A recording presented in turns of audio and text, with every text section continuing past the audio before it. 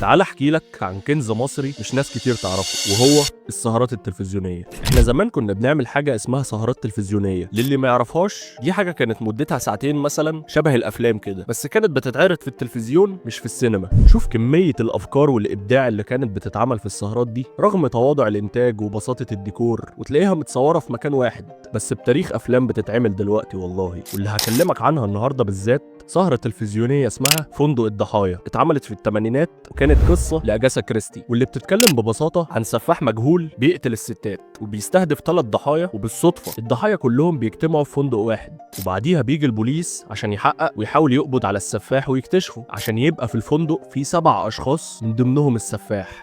القاتل موجود بينا دلوقتي. 7 أشخاص كلهم فيهم حاجة غامضة كده تخليك تشك فيهم يعني، وكل شوية هتشك في واحد فيهم إن هو ده السفاح، ومش هبالغ لو قلتلك إنك هتشك فيهم كلهم إلا السفاح الحقيقي. هو انت وكل ده حاطينهولك في احداث مشوقه وممتعه، هتخليك طول الساعتين مبلم كده وعايز تعرف ايه اللي هيحصل، يعني زي ما حصل معايا كده بالظبط. السهره دي فيها واحد من احلى البلوت تويستس اللي شفتها في حياتي، واللي اتعملت في الافلام المصريه. بص انا مش هحرقها لك، وعايزك انت تتفرج عليها وتستمتع، رغم يعني ان كان في شويه مشاهد كده فيها افوره في التمثيل، بس مش هتضايقك يعني. مش عارف ليه والله بطلنا نعمل السهرات التلفزيونيه دي، وبجد مش عارف ليه بطلنا نعمل القصص البوليسيه دي، بالرغم انها مسليه جدا، وزي ما قلت لك انتاجها بسيط جدا. وبس كده، ما تنساش تعمل لايك وفولو لو عجبك المحتوى بتاعي.